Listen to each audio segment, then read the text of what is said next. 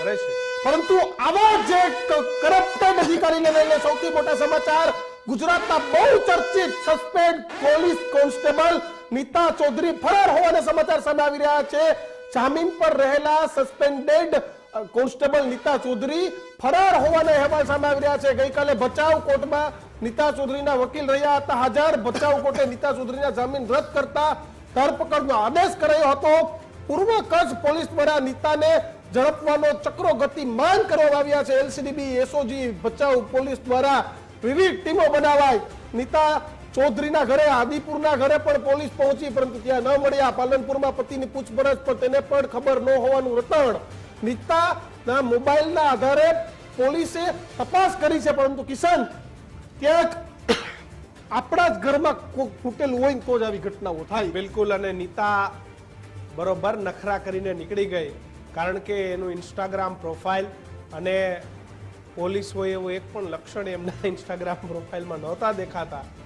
નીતા એ મોટી કિમિયાખોર હતી, બુટલેગરો સાથે ભાગીદારીમાં દારૂનો વેપાર ચલાવતી હતી અને ખાલી કહેવાતી પોલીસ ગર્લ હતી. આમ તો એનું કામ એ બુટલેગર, ગુંડા અને અસામાજિક તત્વો ટાઈપનું જ હતું. આખરે એ જ નીતા ચૌધરી કે જે પોલીસ વિભાગમાંથી આવે છે, જે પોલીસની સિસ્ટમને ખૂબ સારી રીતે જાણે છે, એક કેસની અંદર જામીન મળી ચૂક્યા હતા અને બીજા કેસની અંદર તેમના જામીન ના મંજૂર કર્યા. એટલે તાત્કાલિક આટલી દીક્ષિત એની હિંમત એવી હતી કે એને પોલીસ વિભાગના અધિકારીઓ પર જ ગાડી ચડાવી.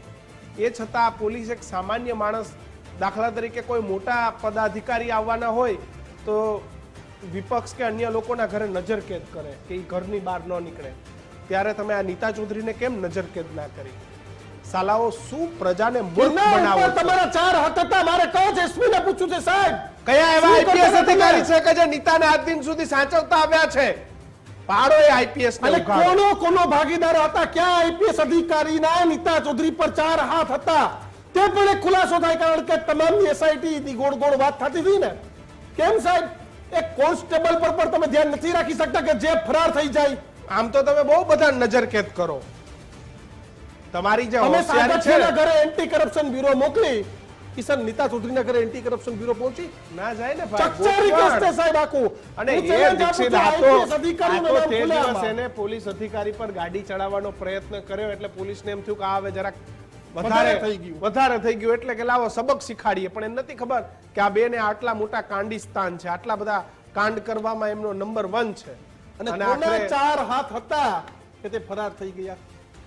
આ ગુજરાતમાં પોલીસ સાહેબ આપણી જ છે.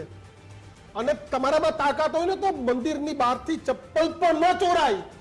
તો નીતા ચૌધરી તમારી રહેમ નીચે હેઠળ જ ફરાર થઈ છે સાહેબ. કરવા માટે પોલીસની ગાડી ગઈ હશે. બેનને અત્યારે આપણે થોડીક વાર તમારી જ રહેમ નીચે હેઠળ એસપી સાહેબ આ ફરાર થઈ હશે. અને એમાં પણ કચ્છ જેવા વિસ્તારમાંથી ગાયબ કરવું એ કઈ મોટી વાત નથી. આ તો બધા બહુ માહિર છે. એમ બુટલેગરનો ધંધો કરતા હોય ને હું ન ખબર હોય. અને આ પ્રકારની સ્થિતિ કે જે વિવાદિત છે, મીડિયામાં ચકચારી જો છે. એમની ગાડી, એમના ફોટા તો જોવા, કોઈ ક્યાં કોન્સ્ટેબલ છે? અરે કિશન, એની અંદરૂની બાબત છે, અંગત બાબત છે. પણ મારો સવાલ એ છે કે પોલીસ કોન્સ્ટેબલ કે જેના પર કેમ ભાઈ, પોલીસ વિભાગ એ શિસ્ત માટે બનેલો છે ભાઈ. તમે રીલ પણ ના બનાવી શકો. કેમ આ મેડમના 85,000 ફોલોવર છે?